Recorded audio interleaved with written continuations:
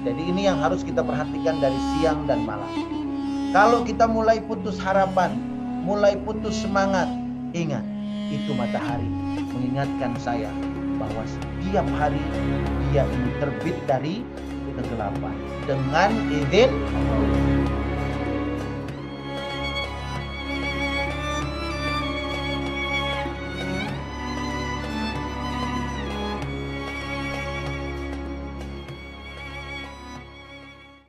Kemudian ayat yang ketiga atau bukti yang ketiga adalah wal fulkil lati tajri fil bahri. Al fulk itu as-sufun maknanya, ya.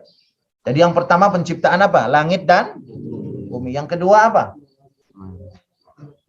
Pergantian malam dan siang. Yang ketiga apa?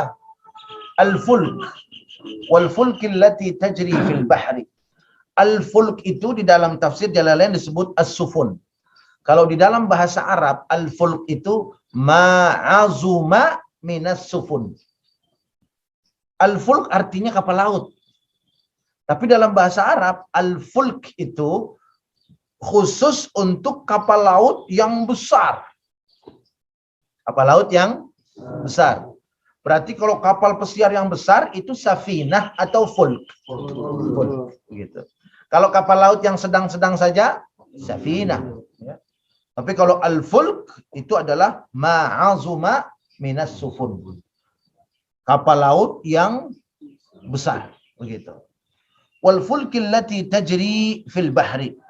Al-fulk ini dalam bahasa Arab dia bisa mufrad, maksudnya bentuk kata tunggal, bisa juga jamak, ya. Jadi al-fulk ini artinya bisa satu kapal besar. Bisa juga artinya kapal-kapal besar. Bisa single, bisa jamak, begitu. Bisa tunggal, bisa juga jamak.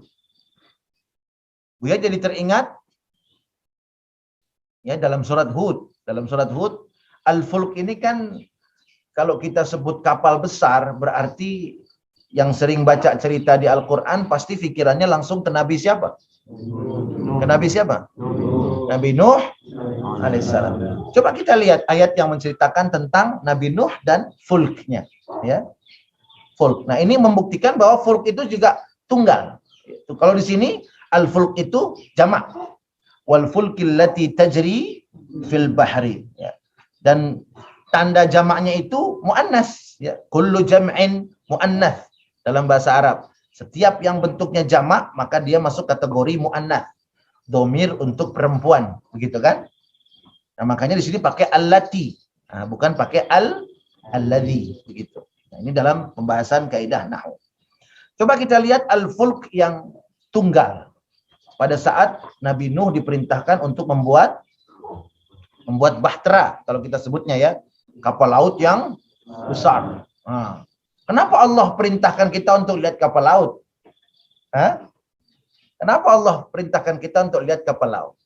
Ada nggak yang berangkat ke sini dengan kapal laut? Santri? Ada. Siapa? Ridan. Pakai kapal laut. Oh, pakai kapal laut kemarin? Yang kemarin. Masya Allah. Alif juga. Kapal laut. Ya, berapa lama? 30 jam ya? Berapa? Pesawat kali. Oh, nyebrangnya. Nyebrang ferry ya? Ya. Nah, coba kita lihat kenapa Allah suruh kita lihat ini pakai kapal laut begitu. Nah, sebetulnya kapal laut yang Allah perintahkan lihat itu bukan hanya kapal laut yang sekarang, tetapi juga perahu atau kapal laut yang di zaman Nabi Nuh. Semua kapal laut, semua jenis kapal laut. Barangkali Nabi Nuh yang pertama buat kapal laut. Kan begitu ya? Ya. Dibuat dari kayu dan dibuat dari besi. Adapun yang mengatakan bahwa kayu koka yang biasa disebut tasbih itu adalah kayu yang merupakan bahan dari kayu Nabi Nuh gitu ya. Itu memang ada riwayatnya, tetapi memang masih perlu diperkuat lagi. Cuma tidak apa-apa kalau menggunakan kayu koka karena lebih berkualitas ya. Tapi bukan itu masalahnya, bukan kayunya kayu apa, bukan ukurannya berapa, bukan. Coba kita perhatikan dalam surat Hud. Wasna'il fulka bi'ayunina wa wahyina. Wa la tukhatibni fil ladzina zalamu innahum mughraqun. Wasna'il fulka bi'ayunina wa wahyina. Kata Allah, hai Nuh, buatlah bahtera itu di depan pandangan kami dan dengan wahyu kami. Nah, begitu ya. Wala tukhatibni fil ladzina zalamu. Dan jangan kau berdoa agar keputusan ini aku ubah, kata Allah. Maksudnya keputusan untuk mengazab kaumnya Nabi Nuh. Jangan kamu berdoa supaya azab ini diangkat dari kaummu. Ini keputusan sudah final, kata Allah. Wala tukhatibni fil ladzina zalamu. Jangan kamu doa, jangan kamu minta agar aku angkat azabnya, karena azab sudah aku tetapkan untuk mereka. Begitu kata Allah. Innahum mughraqun. Keputusan Allahnya apa? Innahum mughraqun. Keputusannya mereka semua akan ditenggelamkan.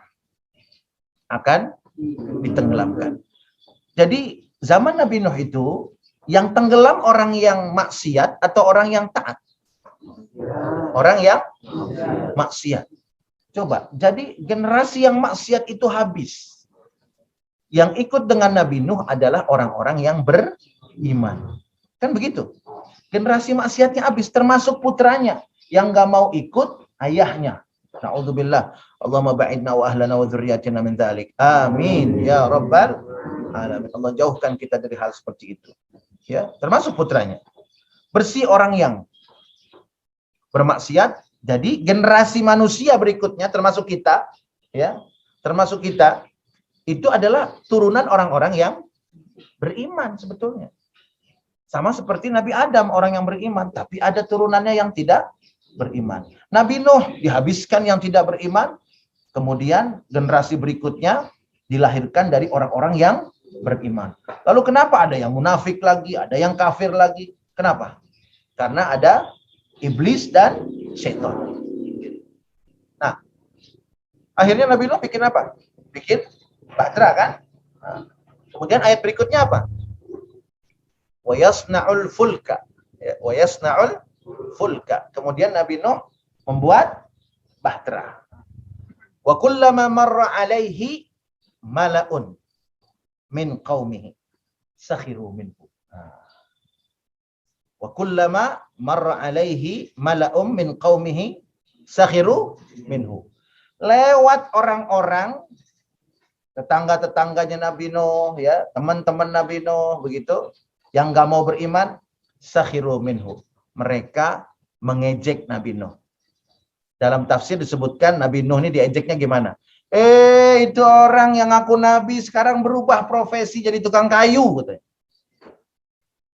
Itu yang ngaku nabi karena nggak ada pengikutnya. Masya Allah, antum tahu Nabi Nuh itu berdakwah berapa? Berapa Nabi Nuh berdakwah? 950 tahun. 1000 tahun kurang 50. Dalam Quran disebut begitu.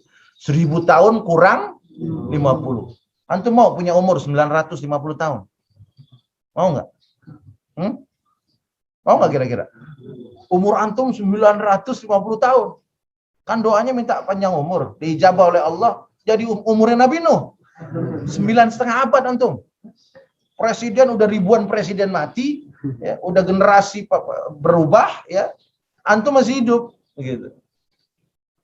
Kalau sekarang kan, kata Rasulullah itu seperti itu. Ya, orangnya makin pendek, umurnya juga, bukan hanya umurnya aja, orangnya juga makin pendek. Gitu. Kalau dulu Nabi Adam 30 meter.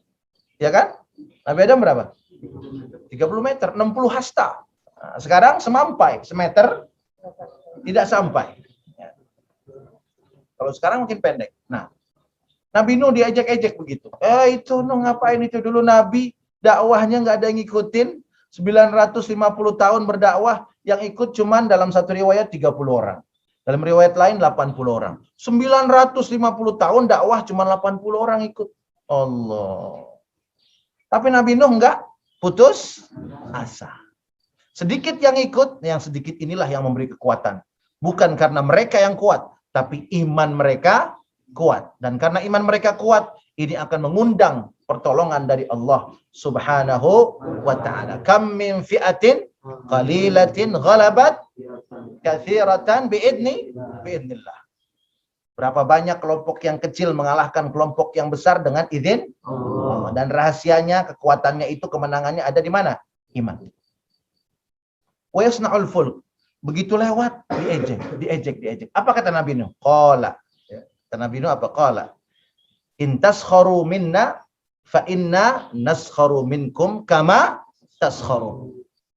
Kalau kalian sekarang ngejek saya, nanti kami akan ejek kalian seperti kalian mengejek kami. Nah, gitu.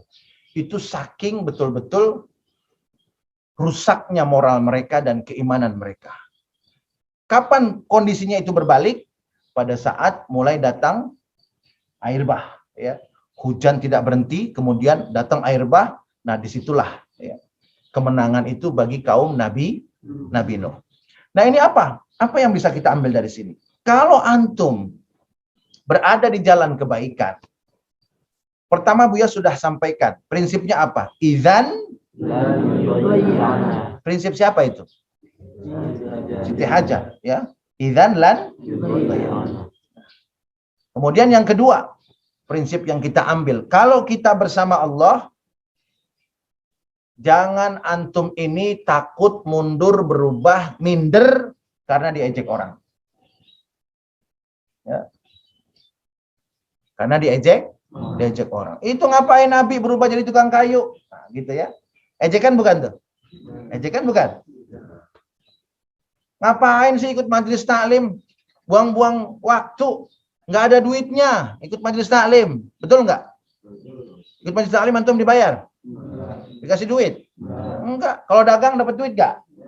Dapat duit kalau dagang. Kalau kerja dapat duit nggak? Dapat. Kalau duduk di majelis taklim dapat duit nggak? Enggak. Ngapain duduk di majelis taklim? Kan begitu. Nah, ada nggak yang begitu mengejeknya? Nah, udah nggak usah ikut majelis lah. Ayo kita kumpul-kumpul aja. Kita senang-senang aja yuk gitu. Ngapain sih ikut majelis taklim? Kuno. Nah, kan begitu. Kuno itu mah jadul zaman dulu. Sekarang mah udah nggak ada itu majelis taklim, itu udah kuno lah. Orang-orang kuno, orang-orang tradisional, orang-orang terbelakang. Nah, tuh inget tuh omongan siapa tuh? Omongan kaum Nabi. Omongan kaum Nabi Nuh. Ini Nabi berubah menjadi tukang kayu. Ya. Nah, supaya antum nggak berubah, prinsip Nabi Nuh. Ya. In taskharu minna fa inna naskharu minkum kama taskharu. Sekarang kamu ejek-ejek saya. Tapi nanti kami yang ejek-ejek kalian. Tapi jangan diomongin. Sekarang ente ngatain aneh, besok aneh ngatain ente. Cukup dalam hati. Kalau begini kira-kira kita berubah nggak? So alim ikut majelis taklim gitu ya. So baik, so bener. Padahal aibnya dulu aneh tahu dulu. Kalau sekarang udah alhamdulillah. Jadi prinsipnya kalau sudah kita hijrah, jangan berubah karena ejekan. Kalau kita berada di jalan kebenaran, jangan mundur, pantang surut. Kalau kita diejek orang. Ya, antum nanti mau buat pesantren misalkan di kampung antum, ya, nggak punya duit, antum punya modal motor butut yang dijual orang ditawarin 1 juta aja pada lari. Ya. Bayangin motor ditawarin 1 juta pada kayak apa tuh motor? Tapi antum punya cita-cita dengan prinsip matahari Allah terbitkan dari kegelapan. Saya mau bikin pesantren. Antum cari bambu deh, pletak pletuk. Ada yang lewat. Ustaz, udah berubah Ustaz jadi tukang. Nah, mundur nggak kira-kira? Mundur nggak? Terus antum bikin lagi pagar segala macam ya, bilik pintunya nggak ada duit, pintunya diikat pakai tali, pakai tambang. Kan begitu. Begitu dibuka, putus. Niban antum, jengkang antum. Kelihatan nama orang. Ya Ustadz, sian bener. Maaf ya nggak nolongin. Kira-kira mundur apa maju? Mundur apa maju? Ya Allah, saya ini kok jalan dakwah begini banget sih. Udahlah, capek saya begini. Ingat Nabi Nuh. In taskharu minna fa inna naskharu minkum kama taskharu. Paham tuh? Baik, insyaallah akan kita lanjutkan pada pertemuan tafsir yang akan datang. Mudah-mudahan Allah Subhanahu wa taala berkahi kita semua. Bismillahirrahmanirrahim. Alhamdulillahirabbil alamin. Hamdan yuwafi ni'amahu wa yukafi'u mazidah. Ya Rabbana lakal hamdu wa lakal syukru kama yanbaghi li jalali wajhikal karim wa li 'azimi sultanik. Allahumma salli wa sallim ala sayyidina Muhammad wa ala ali sayyidina Muhammad. Allahumma la tada' lana fi majlisina hadha dhanban illa ghafartah wa la 'aiban illa satartah wa la maridan illa syafaitah wa la daynan illa qadaitah wa la hajatan min hawaijid dunya wal akhirah illa qadaitaha wa yassartaha ya Allah ya rabbal alamin. Rabbana hab lana min azwajina wa dhurriyyatina qurrata a'yun waj'alna lil muttaqina imama. Rabbana ighfir lana wa liwalidayna warhamhuma kama rabbayana shighara. Rabbana atina fid dunya hasanah wa fil akhirati hasanah wa qina adzaban nar. Da'wahum fiha subhanakallahumma wa tahiyyatuhum fiha salam wa akhiru da'wahum anil hamdulillahi rabbil alamin. Kita tutup dengan doa kafaratul majlis. Subhanakallahumma wa bihamdika asyhadu an la ilaha illa anta astaghfiruka wa atubu ilaik. Billahi taufiq wal hidayah. Wassalamualaikum warahmatullahi wabarakatuh. Waalaikumsalam warahmatullahi wabarakatuh. Terima kasih Ustaz. Sama-sama Bapak Ibu. Terima Sama-sama kasih. barakallah. Mudah-mudahan Pak Nur Sabtono sehat. Amin. Assalamualaikum.